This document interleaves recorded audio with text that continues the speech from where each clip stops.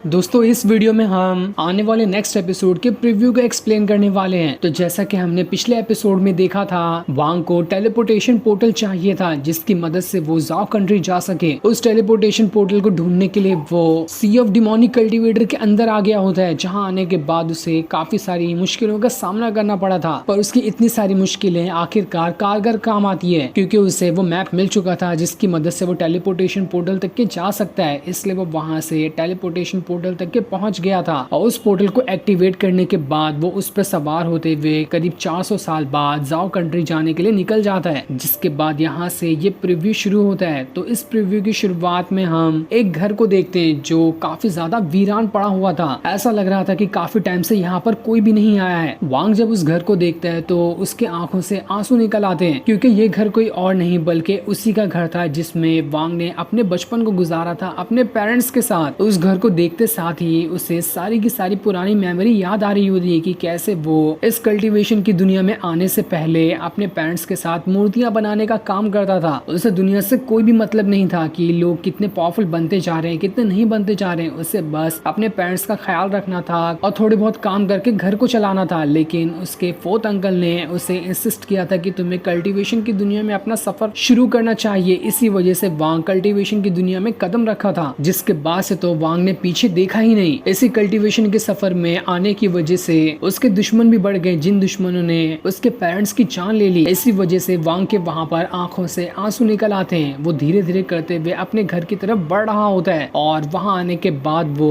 उस घर की जो नेम प्लेट होती है उस पे हाथ लगाता है जहां पर उसके पेरेंट्स का नाम लिखा हुआ था। वो उस नेम प्लेट को हाथ लगाते हुए कह रहा होता है, मम्मी पापा मैं वापस आ चुका हूँ, आपका बेटा यहाँ पर वापस आ गया। माना कि आने में मैंने थोड़ी देर कर दी, लेकिन मैं आ तो चुका हूँ और जब मैं यहाँ पर आया हूँ तो मैं अपने सारे दुश्मनों का खात्मा कर दूंगा। मैं एक एक इंसान से चुन चुन कर बदला लूंगा जिसने आपकी जान ली है। मैं यहाँ पर फूजियान को तो मारूंगा ही, उसी के साथ साथ उसकी पूरी की पूरी टैंक फैमिली को खत्म कर दूंगा ताकि उसके ब्लड लाइन का कोई बचा ही ना रहे, जिस वजह से टैंक फैमिली का दुनिया से अस्तित्व ही खत्म हो जाएगा। मैं किसी को नहीं छोड़ने वाला, मैं सारे के सारे लोगों को खत्म कर दूंगा। ये मेरा आपसे वादा है, ये वांग लिन का वादा है और वांग लिन अपना वादा पूरा करके ही रहेगा। वांग टोटल 400 साल बाद अपने पुराने घर में वापस आया था। वहां आने के बाद उसने जैसे ही वो नेम प्लेट को देखा होता है ना, उसे वहां पर एक छोटी सी चीज चमकती है कि करीब 400 साल बाद मैं अपने यहाँ इस घर में आया हूँ, लेकिन ये नेम प्लेट तो इतना ज्यादा क्लीन कैसे दिखाई दे रहा है। ऐसा लग रहा है कि जरूर यहाँ पर कोई ना कोई तो मौजूद है जो डेली यहाँ पर आकर इस घर की सफाई करता है और इस नेम प्लेट को भी साफ करता है, वरना 400 साल तक के तो इसकी हालत पूरी तरह से खराब होने होती। लेकिन ये अभी भी एकदम फुल कंडीशन में है। तभी उसे ऐसा महसूस होता है कि उसके आसपास कोई तो कोई है, जिस वजह से वो थोड़ा चौकन्ना हो जाता है और चौकन्ना होने के बाद वो अपने उसी घर के अंदर एंटर कर जाता है। वो जैसे अपने घर के अंदर एंटर हुआ था, उसे वहां पर एक लड़की दिखाई देती है। उसका नाम अभी तो यहाँ पर प्रीव्यू में नहीं बताया गया, लेकिन उसका नाम एपिसोड में हो सकता है बताया जाए। वो लड़की जैसे ही वांग को देखती है वो एकदम ज्यादा हैरान रह जाती है। वो वांग से कहती है, आखिर तुम कौन हो और तुम मेरे फैमिली के घर के अंदर क्या कर रहे हो। जो सुनकर तो वांग भी परेशान हो जाते कि क्या कहा इसने, इसकी फैमिली का घर, ये तो मेरा घर है। माना कि 400 साल बाद आया हूँ, लेकिन मेरे घर पे कब्जा किसने कर लिया। उसे वहाँ पर काफी ज्यादा डाउट महसूस हो रहा था कि ये लड़की कौन है। साथ ही उस लड़की ने जो कपड़े पहने थे वो थोड़े अमीर खानदान के कपड़े लग रहे होते हैं। ऐसा लग रहा था कि वो लड़की जो है वो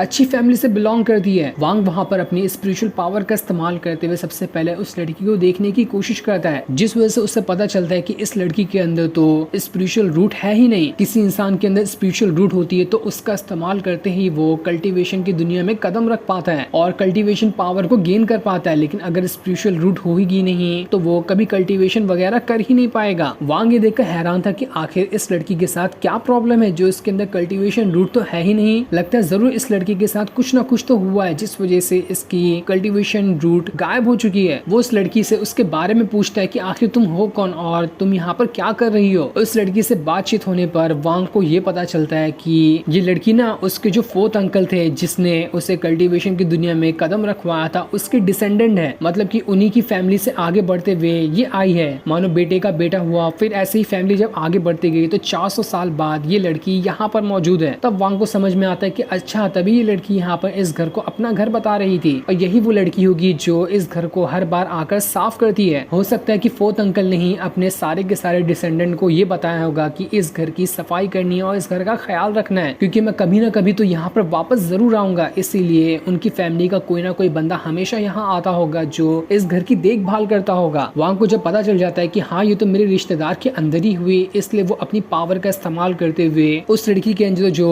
कल्टीवेशन रूट नहीं होती है उस बीमारी को ठीक कर देता है, जिस वजह से अब वो लड़की अपनी कल्टीवेशन कर सकती है। जिसके बाद वांग उस लड़की से कहता है अब मुझे यहाँ से बाजार ले चलो, मैं यहाँ पर थोड़ा इस सिटी को देखना चाहता हूँ कि यहाँ पर क्या क्या चीज बदली है और क्या पहले जैसी है। इसलिए वो लड़की वांग को वहाँ से बाजार में घुमाना शुरू कर देती है। बाजार में आने के बाद वांग को ये पता चलता है कि आसपास भी जितने लोग हैं ना उन सभी के अंदर से उनकी कल्टीवेशन रूट को बाहर निकाल लिया गया है, किसी के पास भी उनकी कल्टीवेशन रूट मौजूद ही नहीं है। ये देखकर तो वांग भी थोड़ा परेशान होता है कि आखिर ऐसा कैसे पॉसिबल है कि सारे लोगों की कल्टीवेशन रूट को एक साथ बाहर निकाल दिया गया। उसे यहाँ पर कुछ ना कुछ तो गड़बड़ लगती है, लेकिन वो अभी इस चीज पे उतना ध्यान नहीं देता। और वो जो लड़की होती है जो उसके रिश्तेदार में से हुई उसे काफी सारी स्पिरिचुअल पिल दे देता है ताकि वो उसका इस्तेमाल करते हुए अपनी कल्टीवेशन पावर को बढ़ा सके। फोर्थ अंकल ने जैसी उसकी मदद की थी, इसलिए यहाँ पर वांग का हक बनता था कि वो भी उस लड़की की मदद, इसलिए वांग ने यहाँ पर अपनी जिम्मेदारी पूरी करते हुए उस लड़की को उसकी मदद करने के लिए काफी सारी हाई लेवल की स्पिरिचुअल पिल दे दी थी। इसके बाद वांग जो होता है उस पूरी सिटी को एक्सप्लोर करना शुरू कर देता है और एक्सप्लोर करते हुए उसे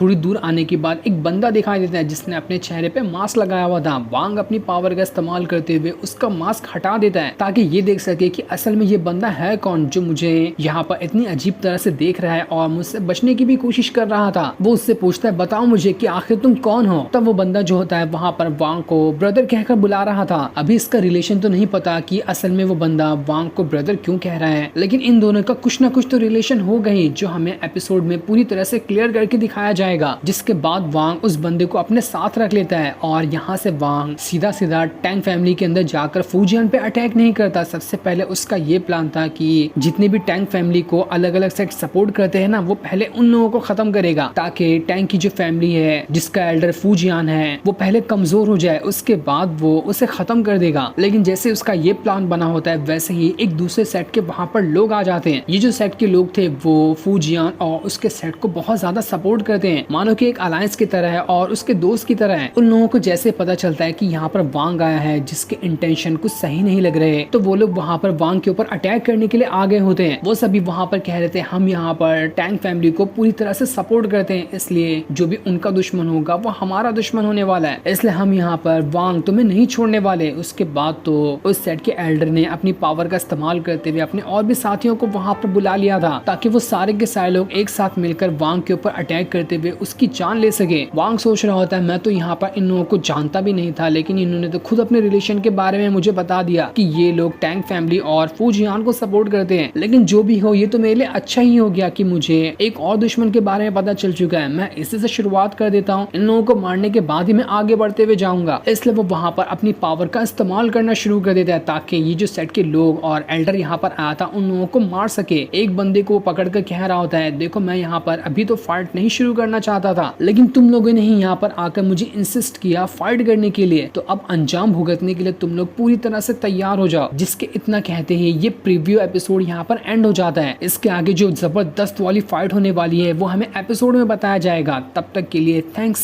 फॉर वॉचिंग।